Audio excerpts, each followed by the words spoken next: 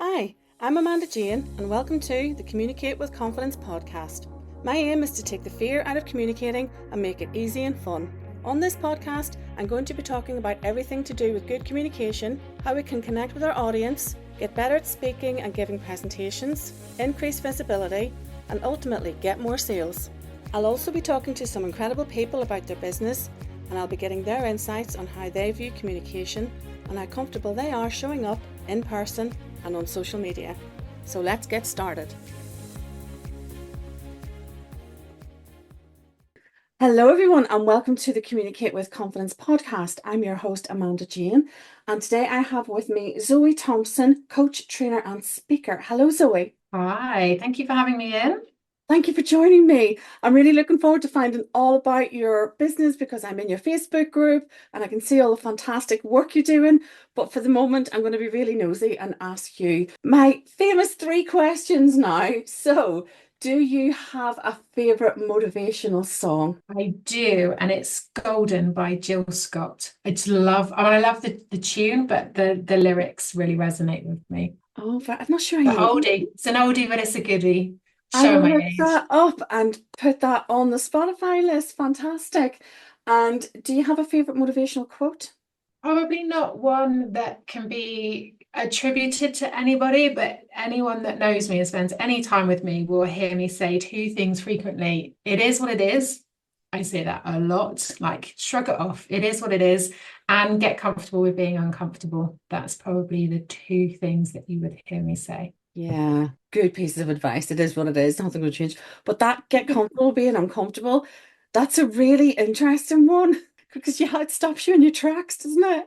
Yeah, and I think there's lots of, when we talk about stepping outside comfort zone or when we talk about doing something new, but I think for me and my journey, every time I've achieved something, it has needed me to kind of get comfortable with being uncomfortable. So yeah, there's a little bit of a story behind it, but And that is always where the magic is. When you yeah. I try and visualize a ring and stepping in the ring and the people that go in the ring, that's where the success is, that's where the adventure is, and that is where it is mostly uncomfortable.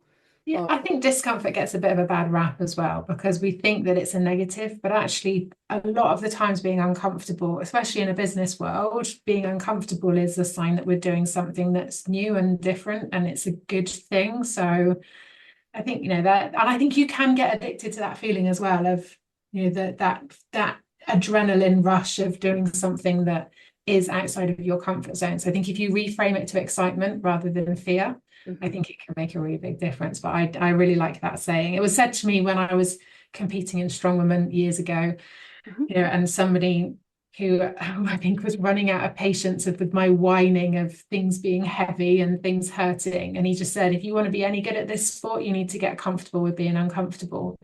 And I remember just driving home from training that night thinking, actually, that's pretty good life advice as well. Not somebody I would normally take life advice from, that's for sure, but it was definitely good advice at the time. So, yes, it's one that definitely I hear myself saying and definitely say to others too. You know it when it has that impact and it knocks you between the eyes, don't you? When Oh, you yeah. It's a proper gut punch it was. Oh, Yeah. that I is needed to good. hear it too. That is good. And do you read? I do, not as much as I would like to. I tend to listen to audiobooks, sort of self-development. I tend to listen to on audiobooks, but I like to sit and read fiction. Mhm. But I've got to have the habit recently. So I did open and start a book 2 nights ago, but I keep falling asleep in the first chapter. So I need to kind of get back into the swing of it. But I do like a good like learning audiobook, but I also just like to get lost in fiction as well. Yeah, me too. I love audiobooks because I can multitask and I'm sort of Yeah. doing stuff at the same time. But I do like I read on my Kindle too, and I like to do both. But it's just nice. I love when you get a really good fiction on the go and you can't wait to get back to it. But it's kind of that habitual thing. I like to do it before I go to bed in that habit or if I've got some time in the day. But it is if you get out of the habit of it or if you run out of time, it is hard to keep on top of. Yeah. But it's nice if you get a good self-development book and that's one that you stop dead thinking about, ooh, that was good. That was worth reading. So can you give us a brief overview of what you're working on at the moment and what you do? Yeah, so I kind of had two key strands to the work that I do. So one of the strands is the work that I do with companies, with organizations. That tends to be leadership work, although I do work with individuals as well around sort of behavior skills, soft skills, but it's predominantly leadership work. And aspiring leaders. So I've got some really lovely projects with different companies at the moment of working with their leaders and their managers, but also helping develop some of the people in the organization that have got real potential as well, and starting a new project, be a 2-year program with a global company. So it's going to cover people from Europe and EMEA. I don't know how they pronounce it. I keep calling it EMEA, which is the region, but apparently there's a different way of saying it. So that's kind of the corporate work that I do. And then I support people that are in the public sector or from a public sector background who are aspiring business owners, support them to build their businesses, and then support that transition out of the public sector into self-employment. Because it's a very different place. It's a very different world. Self-employment to the public sector is a very different world. And I really like the dynamic, the characters of people that are in the public sector. I'm ex-police myself, so I get it. I get the challenges. You know, coming out of big institutions, especially people that have been there for a long time, is a big step. You know, coming out of a very secure place with lots of people and lots of ways of doing things, I think is a real shift. So yeah, that's kind of the main work that I do with individuals. That's really interesting because we were just talking earlier about, for example, the different vocabulary and coming back, working from the public sector and going into the private sector with your own business. You don't know what you don't know, and there is a very steep learning curve. So is there anything else that you've noticed apart from that, that like people don't know what they don't know? Now you've been able to identify the pitfalls, for example. Well, one of the things that I chose very early on to do was to work across all of the different public sectors. So there are coaches out there, there's tutors, you know, teachers to tutors, and there are tutor coaches, there are people that support that strand. There's quite a lot of people that will help a specific role to a specific business.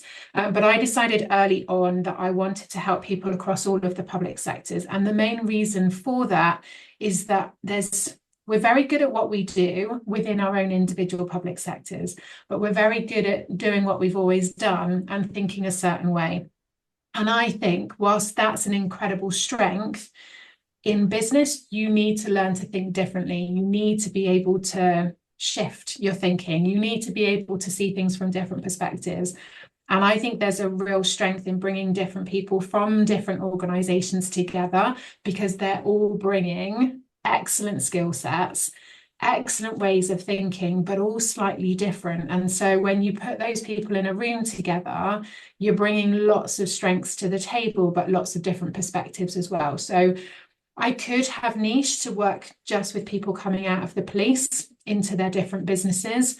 But for me, that felt high risk, if you like, in that you were bringing people who have a very similar background, very similar way of thinking, very similar way of doing things together. And for me, it was really important to help to build that gap, bridge that gap, to help them to meet other people that think differently, and also to create a new network for them as well, because there's lots of Facebook groups where police people are with police people, NHS are with NHS, but actually we can create a really strong support network by bringing people together as business owners with a similar background. And so that for me was a decision I made early on. So far, it's proven to be the right decision.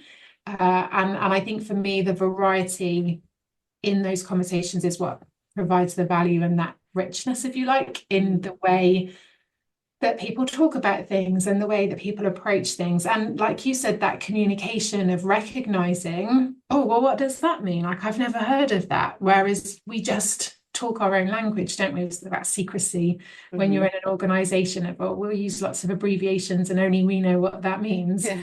Is great in the organization until you try and have that conversation outside. And so you're right, some of the terminology and the ways of thinking is very set in its routines. So being able to kind of challenge that and help people to translate that into real world language, but also translating the business world language for them. Because, where do you need a funnel in the public service? Where do you need sales and marketing in the public service? You don't need any of that. You don't need audience building or lead generation, because most of what's in the public sector is about reducing demand. Mm-hmm. And, dealing with people the first time so they don't come back is the complete opposite to business. Yeah. And also, you don't talk about what you do. Mm-hmm. I spent 20 years looking around the room when people say, oh, what do you do for a living? And I'd be like, yeah, I work in a factory, or, I work in admin, because you just didn't talk about what you do. Whereas when you're self-employed, everybody needs to know what you do.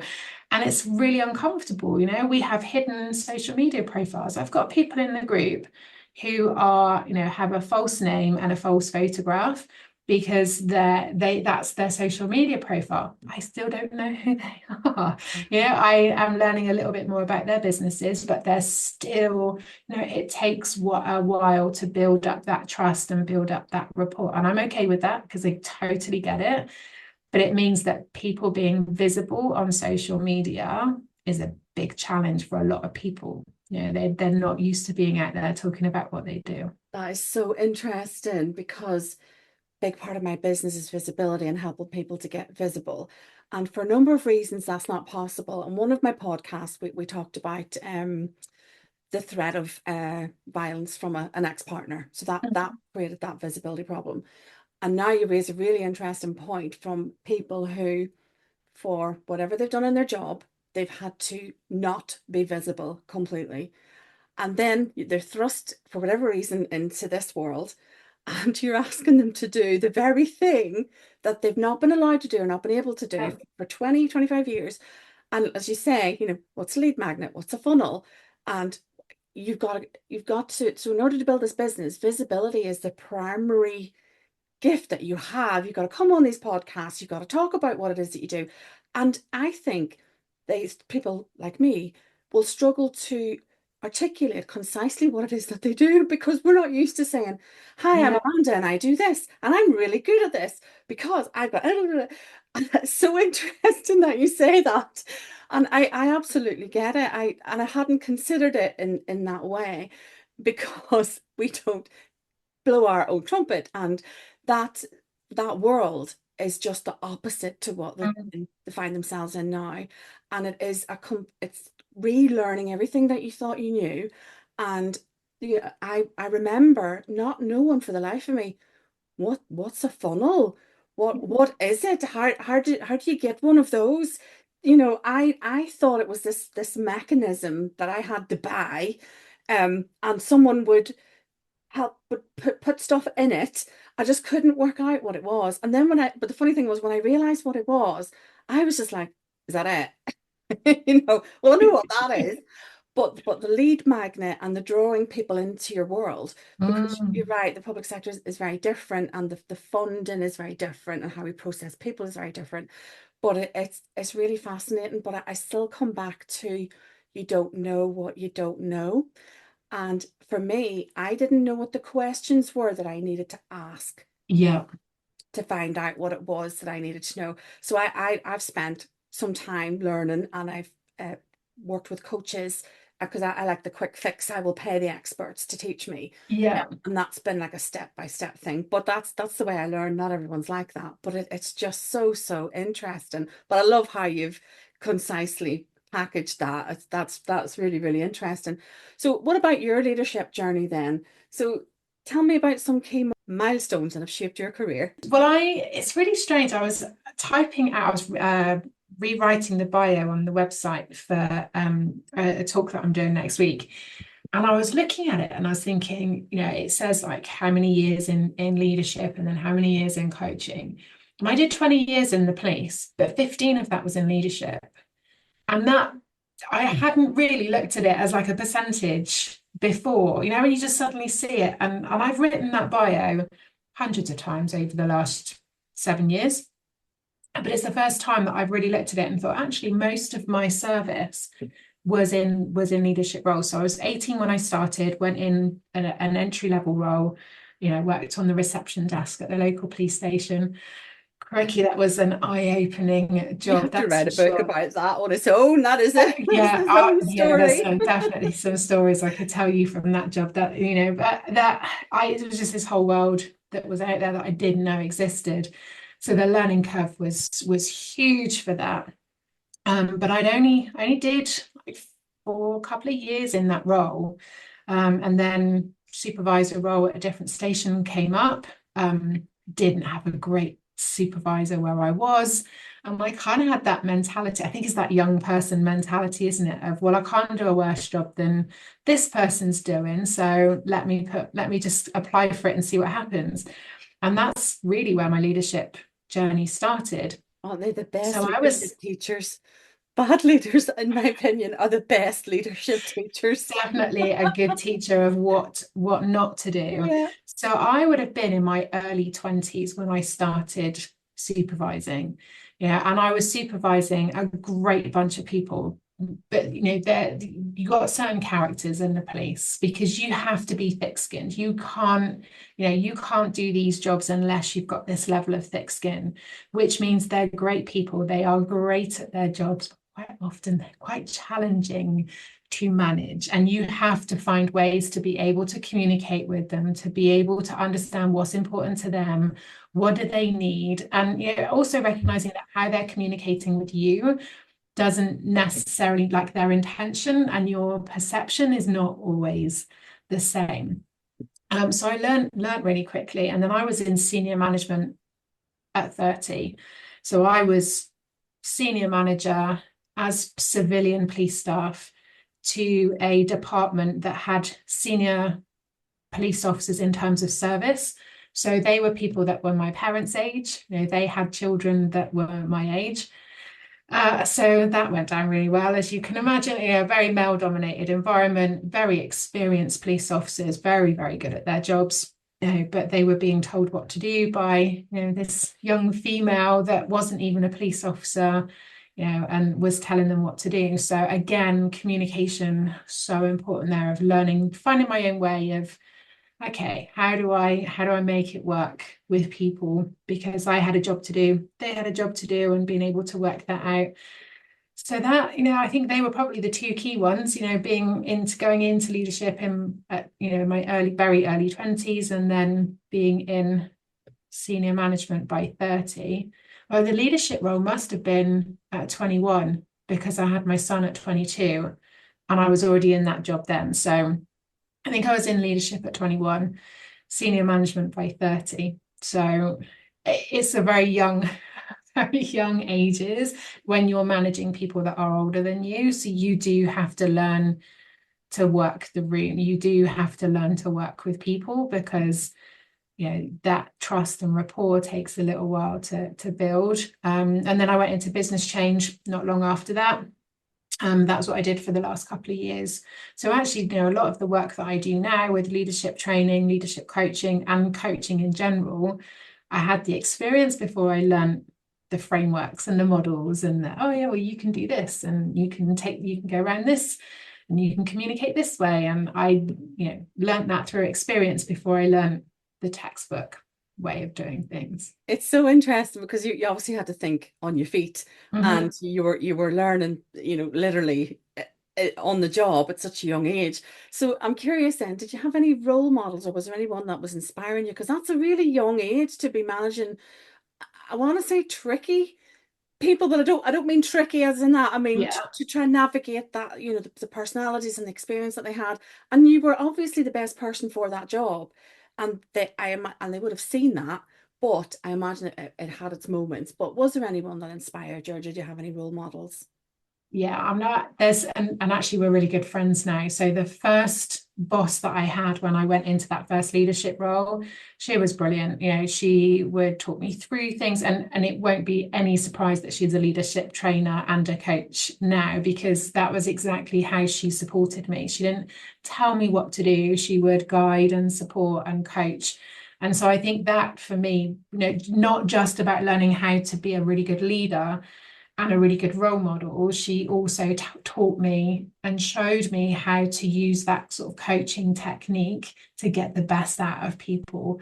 And we took different paths in the police for years, always kept in touch afterwards. And then she left the organization, I left the organization, and we've maintained that friendship. We still catch up now and kind of talk about things and things that are going on, and it's great to be able to have that. And I think later on, I kind of got to that point where I thought there was a limit, and I'm sure this will probably resonate with other people too, because I didn't feel like when I looked around, I didn't see other senior managers who were like me.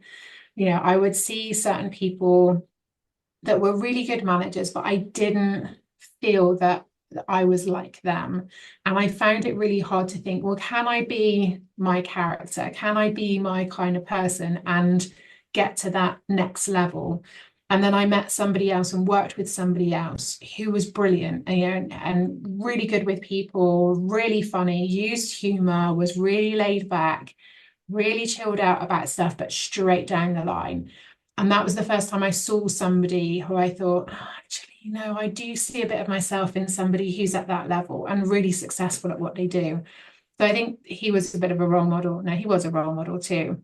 Yeah. So I think, I think with anybody, we're always looking for somebody who we identify with, aren't we?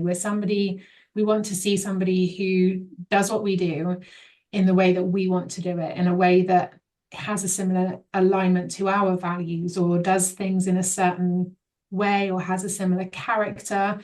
And it will be people that look like us sometimes. I think in the police that was always a challenge, because certainly when I started, female senior leaders were just starting to come up through the organization. So for me, that's where the coaching and mentoring came in, because I was one of the first people as a female, as police staff, supervising and managing police officers. So it was quite natural that they would ask me to support other people coming up through.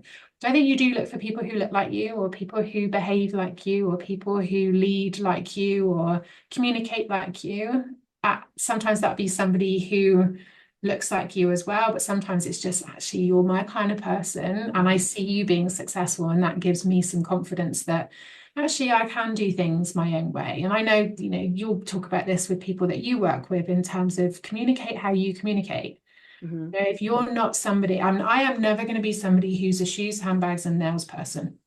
Yeah. It's just not me. And it won't work. Me. Yeah, it won't work. And my kind of take on that is, I would have a chat with an individual and ask them their preferences. How do you like to be communicated with? Mm-hmm. And I try to mold into that. But I'm never going to be the stand up and give a nice little welcome speech person. I will do everything with humor. And, if there's, if there's a mistake, we'll sit down and we'll sort it out together. And I'm not very directive. I won't be in sort of giving orders. But that brings me on to my next question. And how important do you think communication is in leadership? But it's all about style and what you observe. So what are your thoughts on that? I think you have to be authentic, and I think it's also a massively overused word as well. It's like, oh, you got it, vulnerable and authentic. Like they're just like the key words at the moment, aren't they? But I do think it is important. I think it is important that you work and show up and behave in a way that aligns with your values. And I think it's important that you are who you are, because that's who people need to connect with. So like I said, I am not somebody who is going to show up in the Gucci shoes with the handbag and the nails. I'll probably be in Jordans, and I'll probably be in jeans and sweats until the last minute, where I'm like, okay, let me just put some boots on before I step on stage to speak. The first talk I did at XL London, I wore my Jordans. I had heels in my bag, but because it was the first time there and I was a little bit nervous and there were wires everywhere on the stage, and I just said to the audience, I said, I'm keeping my Jordans on, because heels, nerves and lots of wires on the stage is not going to end well. luckily I was talking about imposter and confidence and stress, so I managed to weave it into the talk. But I just said, I'm not, It works I can put though. my heels on, That but I'm works. pretty sure that's not what you're here for. So Yeah, I'm going to yeah, keep my Jordans on, and yeah. I can Oh, I then love not that. worry about falling over. I Yeah. can just talk about what I'm here to talk about. But I think that's important, I think people want to connect with you. People want to know a little bit about you, but actually they just want, I think the energy is really important. And if you're trying to bring a different persona, the energy is off. And whether you're into the woo of energy and all of that stuff, you feel it. You know that something is not right. And you might not know what it is because you don't know that person, but you know that something is off. Mm-hmm. And people pick up on that. And I think I think people want to be real. People want to talk to people with experiences. They want to know the good, the bad, and the ugly. They don't want the polished version. Social media is a polished version. Mm-hmm. The polished version doesn't help people. They need the reality. And I think social media is your shop window, but certainly in my membership, in the Facebook group, I try to be as honest as possible about, okay, this is how it is. Even 7 years in, this is how it is. This is how it is for me. This is how it's probably going to be for you. And this is how you work through it. But I think you do need to be authentic. I have mixed feelings about how vulnerable you need to be. I think you need to be honest. I think integrity is really important. I don't believe that you need to bear everything. Mm. I think, for me personally, I think there's a point where what's behind closed doors stays behind closed doors. And I think there's a level of professionalism around that. But I think that's my age and I'm probably a little bit old school.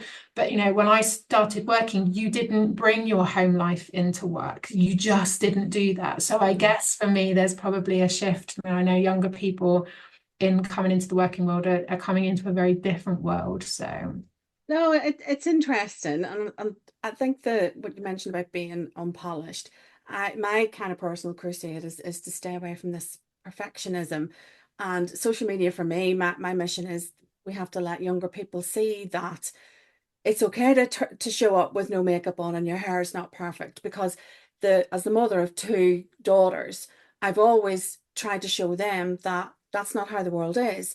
You show up as you, and to get yourself into that position of fear where I can't go out because my lip's not right or whatever. So that's always been a personal thing for me. So I'll always show up as myself. And the vulnerability side, for me, there's a bit of vulnerability versus behind the scenes.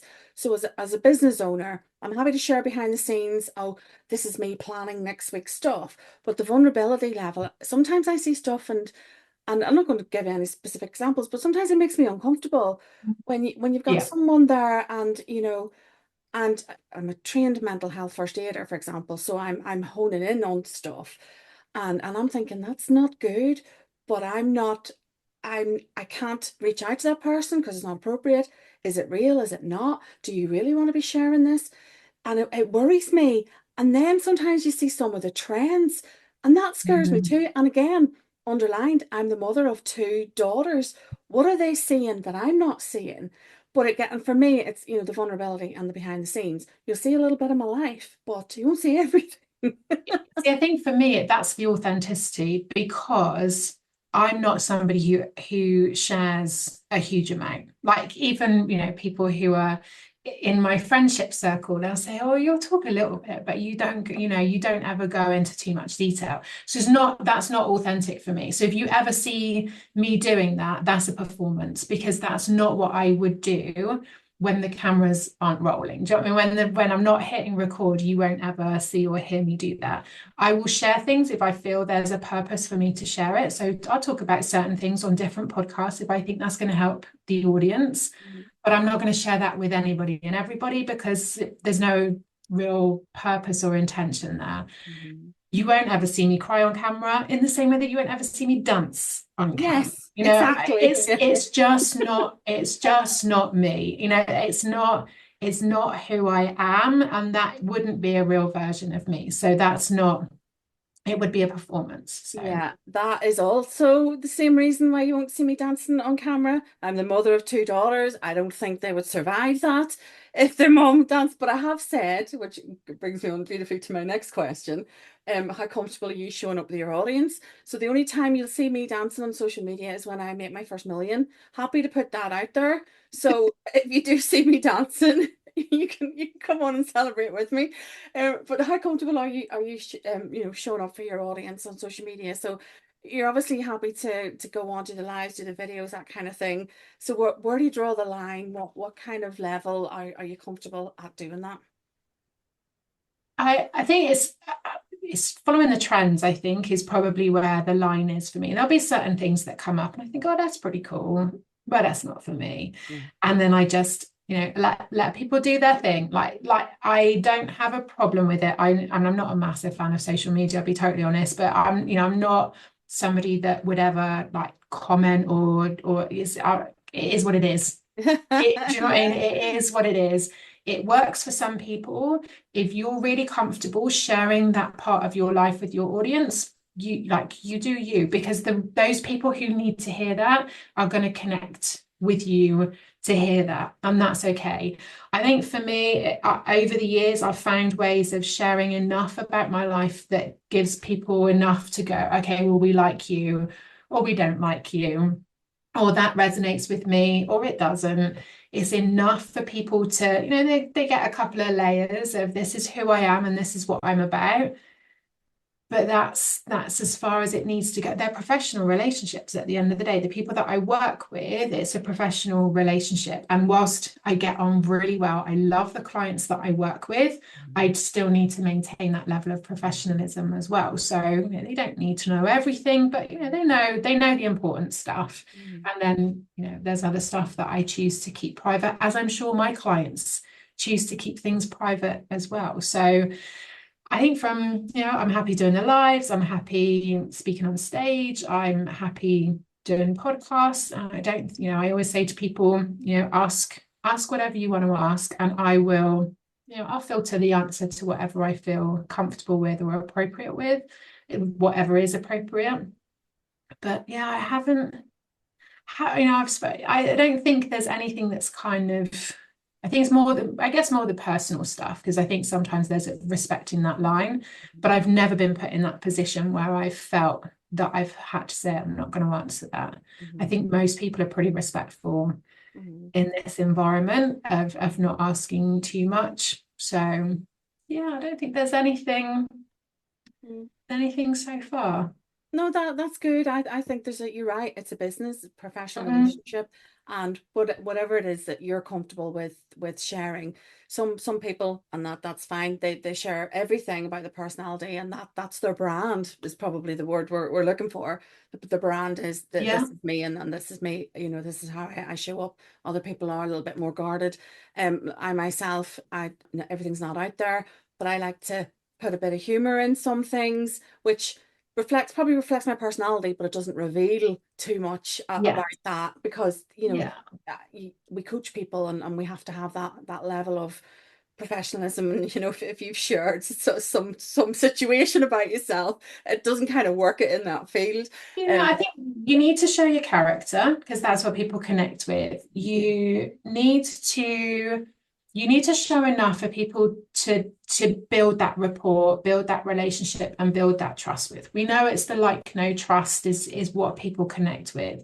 So I think you have to be prepared to show something. It's because you're a shop window ultimately. So you have to be in that shop window for people. Like, it's that visibility. People need to see enough of you to make that decision of whether or not they might ever want to work with you.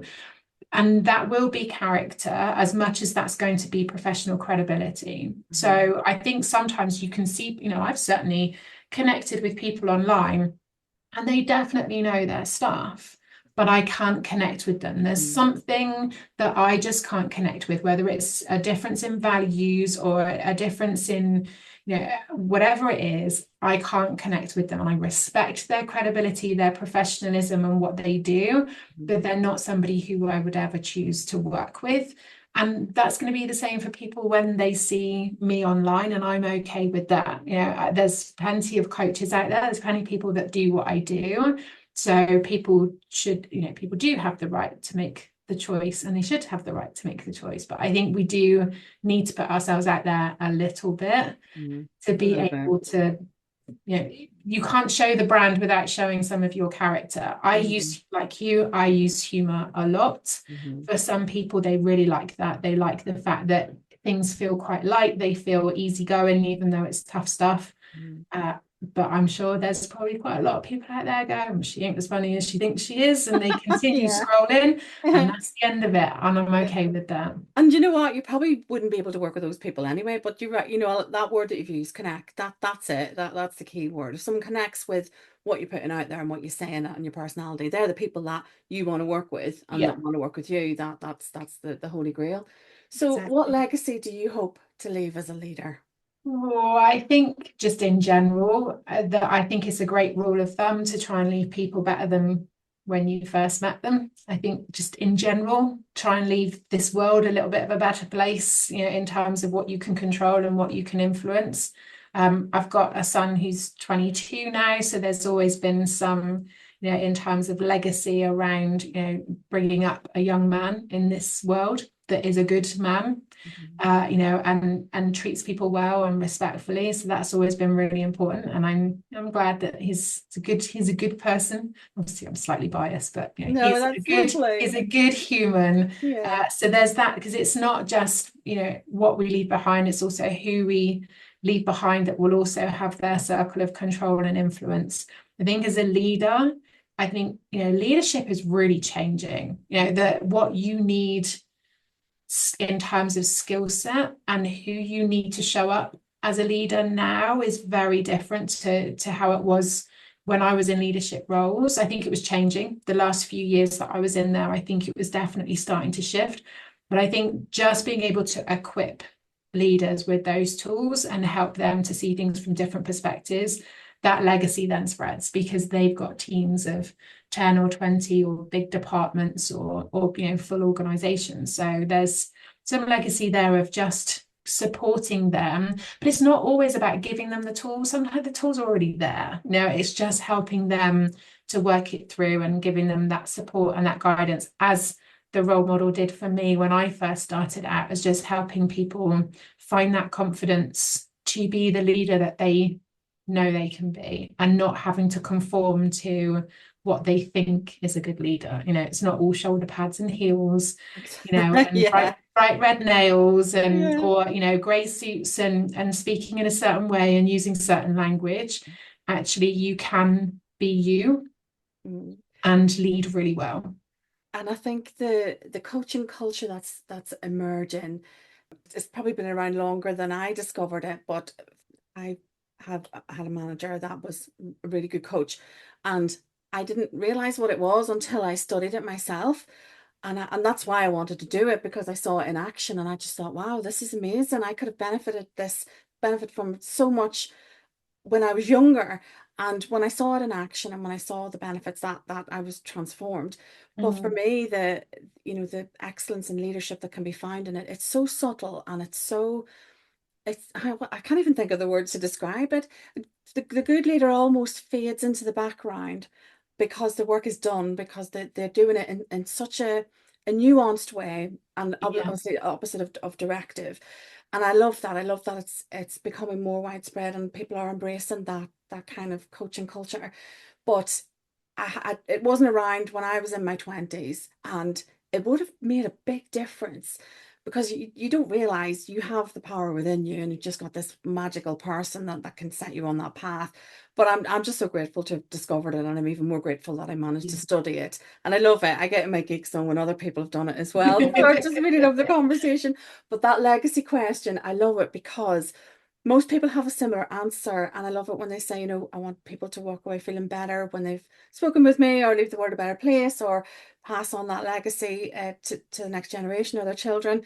And it's just a nice opportunity to sort of stop and think, well, what is my legacy? And I love that people sort of it's a humble question. People always give a really humbling answer, and I do love the answers to it. But we do all have an impact. We're here in this world. We're all going to have an impact. We need to be mindful and conscious of the impact that we're having, because we're going to leave an impact either way. So we might as well choose what impact we want to have. Exactly. And the beauty of it, you're never going to fully know what the impact was. You may sometimes, someone might come back, but you just never know what impact you'll have had on other people. And I love that. You genuinely just don't know. And it's nice to kind of stop and think, well, actually, I could have had, you just don't know what people are thinking, or how you might have inspired someone to take action and do something. So where can we find out more about you online? Where can we find out about your business? Because it sounds absolutely wonderful. Thank you. So if you head to the website, zoethompson.uk, you can find me on the socials there. I'm pretty much where you would expect to find me. I'm not on Twitter, X, but I am everywhere else. So mostly active on Instagram. There's some stories there, a little bit of behind the scenes, but no dancing. No. Oh, no dancing. Well, I will put all those links in the show notes to the podcast. And thank you so much for joining me, Zoe. It's been an absolute pleasure. I have loved every second. It's just been a real joy to talk to you. Thank you. Thank you for listening today, and special thanks to my fantastic guest, Zoe Thompson, for sharing her incredible story with us. If you want to increase sales with your visibility strategy, don't miss out on my free resources. You can find the links in the podcast notes, as well as the links that Zoe mentioned in the podcast. Join me on the next episode for more incredible stories and insights. You can follow me on Instagram at Coach Amanda Jane, or visit my website, amandajane.co.uk. Bye for now.